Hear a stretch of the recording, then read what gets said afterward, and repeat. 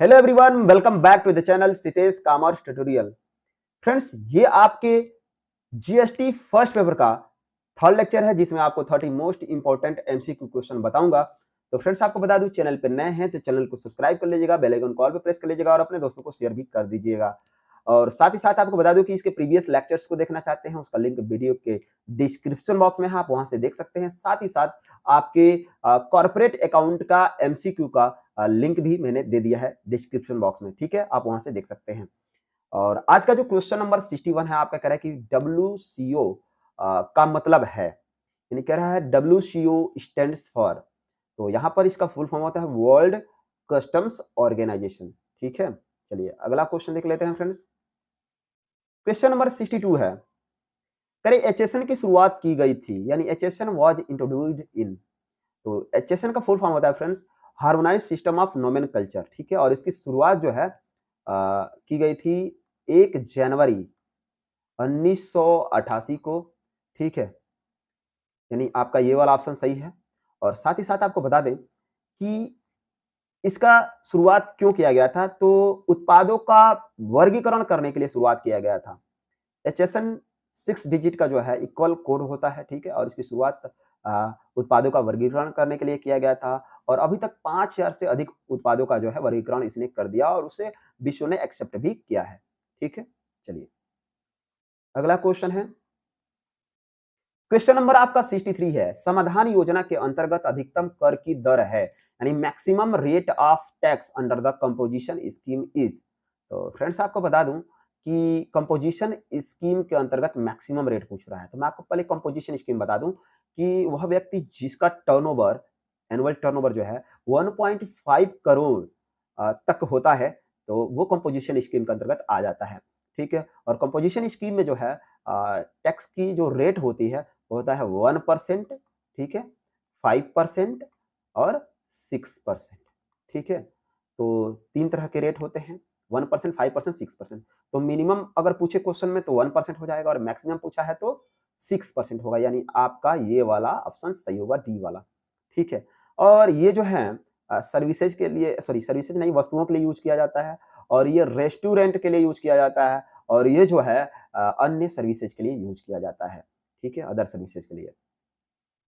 और फ्रेंड्स, आपको बता दूं कि अगर जो कंपोजिशन स्कीम के अंतर्गत नहीं आते तो उसमें मैंने आपको पहले बता भी रखा है। सर्विसेज के लिए जो है, सर्विसेज के लिए ध्यान रखें, सर्विसेज के लिए 0%, 5%, 12% और 18% और 28%, ठीक है। और जो वस्तुओं के लिए जो है, वस्तुओं के लिए तो है 0%, ठीक है, 0.25%। और इसमें जो आता है डायमंड आता है, यानी हीरा वगैरह आ जाते हैं, ठीक है, डायमंड। और फ्रेंड्स, जो 3% है इसमें आ जाता है आपका स्वर्ण, ठीक है, गोल्ड वगैरह, ठीक है।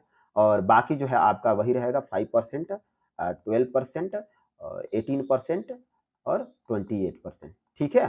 चलिए, तो याद रखेंगे, इससे बहुत सारे क्वेश्चंस बन सकते हैं फ्रेंड्स। चलिए अगला क्वेश्चन देख लेते हैं। तो फ्रेंड्स, आपका क्वेश्चन नंबर 64 है, शून्य रेटेड आपूर्ति में की गई आपूर्ति शामिल है, यानी जीरो रेटेड सप्लाई इंक्लूड्स, यानी सप्लाई मेड्स, ठीक है। तो यहाँ पर हो जाएगा आपका 2SEZ यूनिट इन इंडिया, यानी स्पेशल इकोनॉमिक जोन, आपका बी वाला ऑप्शन सही होगा फ्रेंड्स, ठीक है। चलिए अगला क्वेश्चन देख लेते हैं।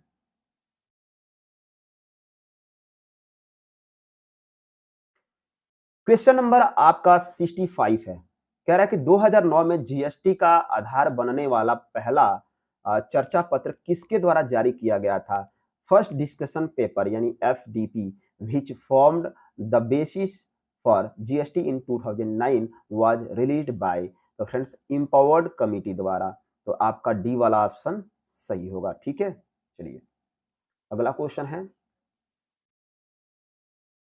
क्वेश्चन नंबर 66 है, पंजीकरण से छूट उपलब्ध है। तो कह रहा है कि exemption from registration is available to. तो यहाँ पर कह रहा है कि special category of person notified by the government, ठीक है। तो ये तो होगा ही होगा आपका, ठीक है, ये भी होगा सही। और ये कह रहा है एग्रीकल्चरिस्ट, यानी कृषक द्वारा, तो ये भी सही है आपका, यानी डी सी वाला ऑप्शन आपका सही होगा, ए एंड बी एवर। चलिए क्वेश्चन नंबर 67 है, जीएसटी परिषद में राज्यों का भार संयुक्त यानी कंबाइंड जो है, कह रहा है कि weightage of state at GST council. तो फ्रेंड्स देखिए, चाहे राज्य का हो चाहे केंद्र का, दोनों का मिला के कोई भी निर्णय लेना होता है ना जीएसटी परिषद में, स्टेट और सेंटर दोनों का मिला करके 75% वोटिंग होनी चाहिए फेवर में, ठीक है? जितने जो है उपस्थित होंगे जितने लोग, उसमें से 75%, ठीक है? तो यहाँ पर जो है आपका जो सही आंसर होगा फ्रेंड्स, कह रहा है कि वेटेज ऑफ स्टेट जो है जीएसटी काउंसिल में, तो आपका होगा 2/3 ऑफ टोटल वोट कॉस्ट, ठीक है? चलिए, क्वेश्चन नंबर 68 है, जीएसटी परिषद में केंद्र के लिए वोट की भार है। तो कह रहा है कि weightage of vote for centre at GST council, ठीक है? तो यहाँ पर जो हो जाएगा आपका हो जाएगा 1/3 ऑफ टोटल वोट कॉस्ट, ठीक है? चलिए, तो आपने देखा 2/3 किसके लिए था? तो स्टेट के लिए था और सेंटर के लिए क्या है? 1/3। कह रहा है कि 69 क्वेश्चन है, कह रहा है कि जब जीएसटी काउंसिल का गठन हुआ, व्हेन जीएसटी काउंसिल कॉन्स्टिट्यूटेड। तो फ्रेंड्स जीएसटी काउंसिल का कॉन्स्टिट्यूशन कब हुआ था? तो 15/9/2016 को, ठीक है? और इस पर जो सहमति राष्ट्रपति की मिली थी वो 8/9/2016 को मिली थी, ठीक है? और कॉन्स्टिट्यूट हो गया कब? 15/9/2016 को। क्वेश्चन नंबर 70 है, चतुर्थांश का अर्थ है, यानी क्वार्टर मीन्स। तो फ्रेंड्स कह रहा है कि क्वार्टर आप जानते हैं कि कैलेंडर ईयर के हिसाब से जो है हमारा होता है, जैसे देखिए जनवरी, फरवरी, मार्च। तो मार्च जो है एक क्वार्टर हो गया, ठीक है? फिर अप्रैल, मई, जून, ठीक है? जून हो जाएगा, ठीक है? फिर जुलाई, अगस्त, सितंबर हो जाएगा फिर, और सितंबर, अक्टूबर, नवंबर, दिसंबर, एक ये हो जाएगा। तो इसका मतलब ये 4 हो जाएँगे। तो यहाँ पर आपका ऑल ऑफ द अबव यानी डी वाला ऑप्शन सही होगा, ठीक है? डी वाला। ये तीनों जो हैं क्वार्टर्स हैं, ठीक है? चलिए, क्वेश्चन नंबर 71 है, कह रहा है कि समाधान योजना के लिए वित्तीय वर्ष में टर्नओवर की सीमा है, यानी limit of the turnover total sales in financial year for composition scheme. तो देखिए कंपोजिशन स्कीम का है, ठीक है?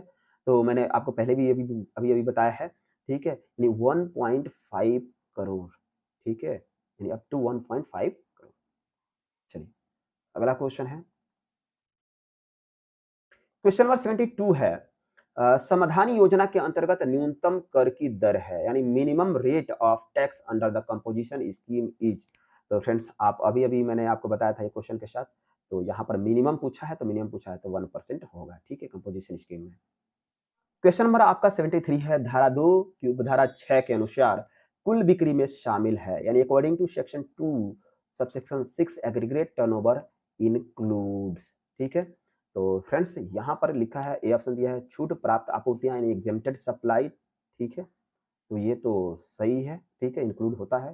कह रहा है सभी कर योग्य एवं गैर कर योग्य के आपूर्तियां, ठीक है? तो कह रहा है कि all taxable and non taxable supply, तो ये भी शामिल होगा आपका। और कह रहा है एक ही पैन के व्यक्ति द्वारा निर्यात, तो ये भी आपका शामिल होगा, ठीक है? तो यानी डी वाला ऑप्शन आपका सही है। डी वाला ऑप्शन आपका सही है फ्रेंड्स। चलिए, अगला क्वेश्चन देख लेते हैं,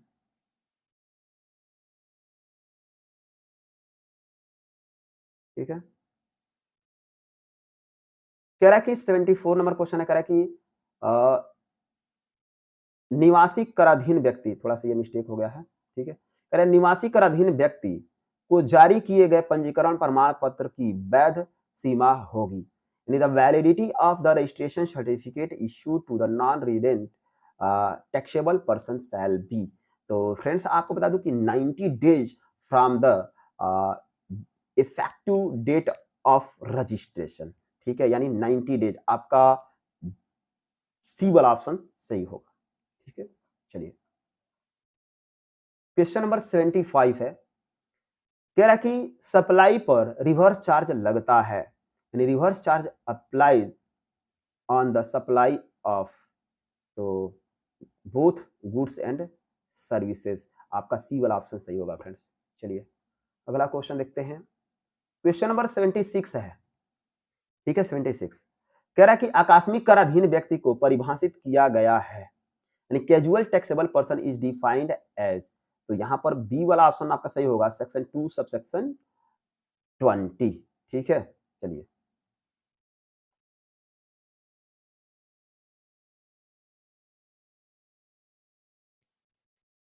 कह रहा है 77 नंबर क्वेश्चन कि अनिवासी कराधीन व्यक्ति को परिभाषित किया गया है। यानी non resident taxable person is defined as, तो यहाँ पर जो सही ऑप्शन होगा फ्रेंड्स होगा आपका सी, सेक्शन 2 सबसेक्शन 77। ठीक है। क्वेश्चन नंबर आपका 78 है। आईएसडी का मतलब है, यानी आईएसडी स्टैंड फॉर, तो इनपुट सर्विस डिस्ट्रीब्यूटर, यानी ए वाला ऑप्शन आपका सही होगा। ठीक है, चलिए। क्वेश्चन नंबर आपका 79 है। इनपुट सेवा वितरक के लिए पंजीकरण है, यानी registration for input service distributor is, तो मैंडेटरी। ठीक है, यानी ए वाला ऑप्शन आपका सही होगा। और ये बता दें ये किसमें बताया गया है, section 24 of the GST law 2017 में। ठीक है। कह रहे पंजीकरण के लिए किस फॉर्म का उपयोग किया जाना है, यानी which form is to be used for registration. Friends आपको बता दूं सी वाला ऑप्शन आपका सही होगा। ठीक है, फॉर्म जीएसटी REG 01। ठीक है, ये फॉर्म आपको भरना होता है। ठीक है। कह रहे निम्नलिखित में से कौन सा कर जीएसटी में समाहित नहीं है, यानी which of the following tax has not subsumed in GST, तो यहां पर जो सही ऑप्शन होगा फ्रेंड्स वो होगा आपका सी, मूल सीमा शुल्क, यानी बेसिक कस्टम ड्यूटी। ठीक है, चलिए। क्वेश्चन नंबर 82 है। डिम्ड निर्यात का उल्लेख किस अनुभाग में किया गया है, तो कह रहा है कि deemed exports mentioned in which section, तो आपका यहाँ पर बी वाला ऑप्शन सही होगा, सेक्शन 147। ठीक है, चलिए। क्वेश्चन नंबर 83 है। कह रहे कि माल का आशय चल संपत्ति से है लेकिन इसमें शामिल नहीं है। ठीक है, तो यहाँ पर जो सही ऑप्शन होगा फ्रेंड्स वो होगा आपका, कह रहा है कि अभियोजन योग्य दावे यानी एक्सक्लेमर क्लेम, तो ये तो आता ही है, ये तो शामिल होता है गुड्स में। ठीक है, और ग्रोइंग फसलें ये भी शामिल होती है, क्रॉप्स, और शुगर भी शामिल होता ही है, तो सिक्योरिटीज शामिल नहीं होता, आपका सी वाला ऑप्शन सही होगा। ठीक है, चलिए। क्वेश्चन नंबर 84 है फ्रेंड्स। चंडीगढ़ से चंडीगढ़ में आपूर्ति पर लागू है, supply in Chandigarh is applicable, तो फ्रेंड्स आपको बता दूं बहुत सारे लोगों ने इस पर वोटिंग किया है, मैंने कम्युनिटी पोस्ट में ये क्वेश्चन डाला भी है, वहाँ पे अपलोड किया है। तो बहुत सारे लोगों का जो वोटिंग हुआ है, वो हुआ है आपका बी वाले ऑप्शन पर। लगभग 75% से अधिक लोग जो है बी ऑप्शन को सेलेक्ट किए हैं। लेकिन आपको बता दें फ्रेंड्स, ये जो होता है, ये चंडीगढ़ में नहीं लागू होगा, क्योंकि चंडीगढ़ जो है ना यूनियन टेरिटरी है, और यूनियन टेरिटरी मैंने आपको बता रखा था फर्स्ट पार्ट में ही कि वहां पर यूटी जीएसटी लगता है, यानी एसजीएसटी की जगह पे यूटी जीएसटी लगता है। बाकी central goods and service tax तो लगता ही है, और state goods and service tax की जगह पे यूटी जीएसटी लगता है। यूटी जीएसटी का फुल फॉर्म मैंने बता रखा है पहले, union territory goods and service tax. ठीक है, चलिए अगला क्वेश्चन देख लेते हैं फ्रेंड्स। क्वेश्चन नंबर 85 है। वस्तु की आपूर्ति के लिए सूची फर्स्ट की अधिसूचित जीएसटी दर है, तो यहां पर आपका जो सही ऑप्शन होगा फ्रेंड्स वो होगा आपका 5%। ठीक है, चलिए। सूची 1 में यानी शेड्यूल फर्स्ट में correct notified GST rate of schedule first for supply of goods etch. Question number 86 है। करे आपूर्ति के गठन का तत्व है, यानी the elements of that is a constituent of supply is, तो यहाँ पर कह रहा है कि आपूर्ति कराधीन क्षेत्र में है, यानी the supply is in taxable area, तो ये भी सही है। ठीक है, और कह रहा है कि आपूर्ति कराधीन आपूर्ति है, तो कह रहा है कि the supply is a taxable supply, ये भी सही है। और कह रहा है कि वस्तु एवं सेवाओं की आपूर्ति यानी supply of goods and services, तो यहाँ पर डी वाला ऑप्शन ही सही हो जाएगा। चलिए अगला क्वेश्चन देख लेते हैं। क्वेश्चन नंबर 87 है। आपूर्ति में शामिल है, यानी सप्लाई इंक्लूड्स, तो यहाँ पर कह रहा है कि लाइसेंस तो शामिल होता ही है फ्रेंड्स, और बिक्री भी शामिल होती है, और लीज भी शामिल होता है, तो डी वाला ऑप्शन सही होगा ये सभी। ठीक है। क्वेश्चन नंबर 88 है। कह रहा है कि मानी गई आपूर्ति है, यानी डीम्ड सप्लाई इज, तो मानी गई आपूर्ति में जो है कैटरिंग सर्विसेज शामिल होती है, यानी कैटरिंग सेवाएं, और किराया क्रय पर क्रय की गई जो है वस्तुएं जो हैं, तो ये भी आता ही है, यानी supply of goods on hire purchase system. ठीक है, और संघ द्वारा अपने सदस्यों को सुविधाओं की व्यवस्था करना जो है provision of facilities for its members by an association. तो यहाँ पर डी वाला ऑप्शन सही होगा फ्रेंड्स, ये सभी के सभी सही है, तो डी वाला ऑप्शन आपका सही हो जाएगा। ठीक है, चलिए क्वेश्चन नंबर आपका 89 है, बिना प्रतिफल के व्यापारिक परिसंपत्तियों का निजी उपयोग निम्न के अंतर्गत है, यानी personal use of business assets without return is as under. तो यहाँ पर आपको फ्रेंड्स बता दूं कि जीएसटी एक्ट पैरा फर्स्ट जो है शेड्यूल 1 के अंतर्गत जो है, यानी हम कह सकते हैं जीएसटी एक्ट पैरा 1 का शेड्यूल फर्स्ट में जो है ये इसके अंतर्गत जो है बिना प्रतिफल के व्यापारिक संपत्तियों का निजी उपयोग आता है। ठीक है, चलिए क्वेश्चन नंबर 90 है, करे रिवर्स प्रभार के अंतर्गत कर देय की दशा में सेवा की आपूर्ति का समय है। In the case of tax payable under reverse charge the time of supply of services is.